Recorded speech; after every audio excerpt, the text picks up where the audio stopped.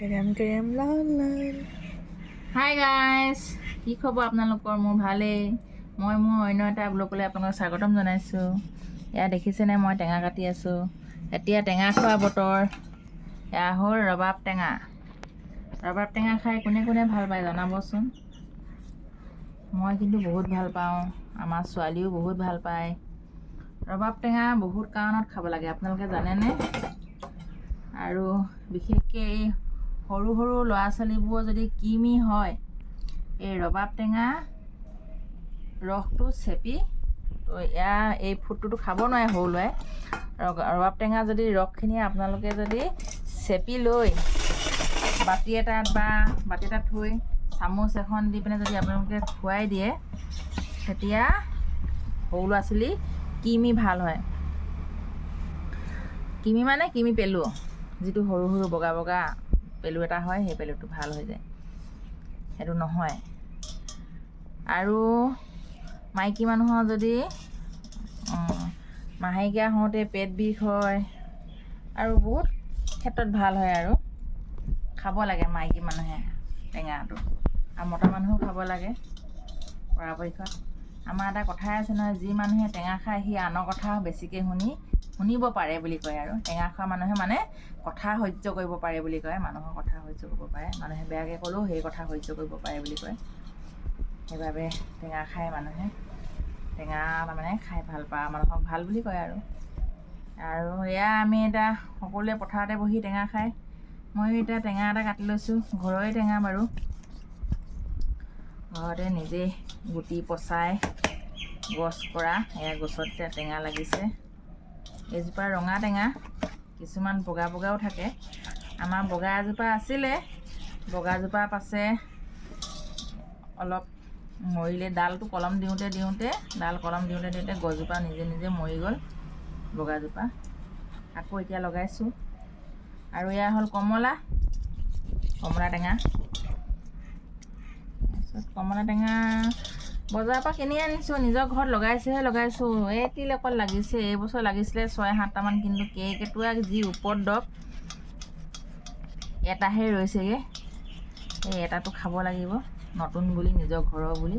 সকলোবোৰ টেঙা গছ ময়ে লগাইছোঁ বাৰু, আছে ইয়াৰ বাৰীতে। এইফালে আমাৰ চিকু আৰু এইফালে আমাৰ চিকু, আৰু কি ক'ব, আমি য'তে থাকিম চিকু ত'তে থাকে। পিছে টেঙা খাবলৈ পথাৰতহে ভাল, আৰু বেলি থাকিলে ভাল। আমি এতিয়া টেঙা কাটোঁ মানে আমাৰ 2টা-2:30 বজিলে। আমাৰ মন গ'লে ৰাতিও খাই দিওঁ, 9টা, 10টা, 12টা। গুৱাহাটীত যেতিয়া আছিলোঁ 12টা বজাতো তেতিয়া আমি টেঙা খাই দিছিলোঁ বাৰু, ইমানেই খাই ভাল লাগে। সেইটো এটা বেলেগ কথা। ৰাতি 12টা বজাত বাৰু মানুহে টেঙা খায়নে বাৰু, কিন্তু আমি খাই দিছিলোঁ 12টা বজাত। আৰু এইফালে সকলোৱে পথাৰত টেঙা খাই, মোৰো খাবলৈ মন যায়, কিন্তু পথাৰে নাই, কৰিম কি, খামগৈ কাৰ পথাৰত? আনৰ পথাৰত, কাৰ পথাৰত খামগৈ? খাম মইতো। কৈছিলোঁ লগৰ এজনী যে তোমালোকৰ পথাৰলৈ যাম, টেঙা ময়ে লৈ যাম, তো টেঙা কাটি পিনে খামগৈ দেই বুলি। কিন্তু এতিয়া আৰু পথাৰ নাই, আৰু তাতো যোৱা নহ'ল, সেইবাবে ঘৰতে বহি খাই দিছোঁ আৰু টেঙা। এয়া কাটি লওঁ মই, আপোনালোকে চাই থাকক।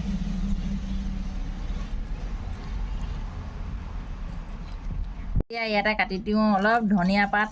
আপোনালোকে ধনিয়া পাত দিয়েনে? পিছে ধনিয়া পাতটো অলপ কমটি হ'ল, আপোনালোকে সৰহকৈ দি খাব। এয়া ধনিয়া পাত দি ল'লোঁ। এতিয়া দি দিছোঁ জ্বলা কাটিবলৈ মোৰ বিৰাট ভয় লাগে দেই, আৰু বহুত দেৰিলৈকে পুৰি থাকে নহয়, পিছত হাতে গালে মুখে। এই জলফাই হৈলে চাগে।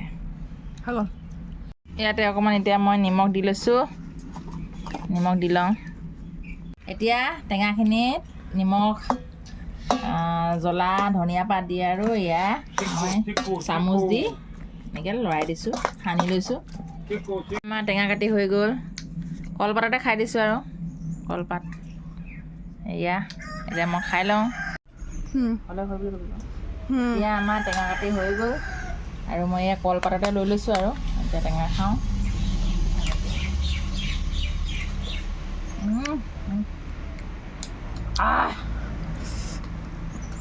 জ্বলা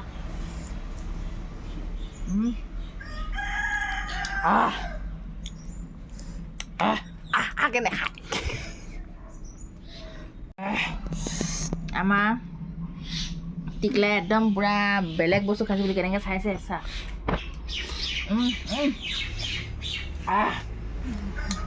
পূৰা চাইছে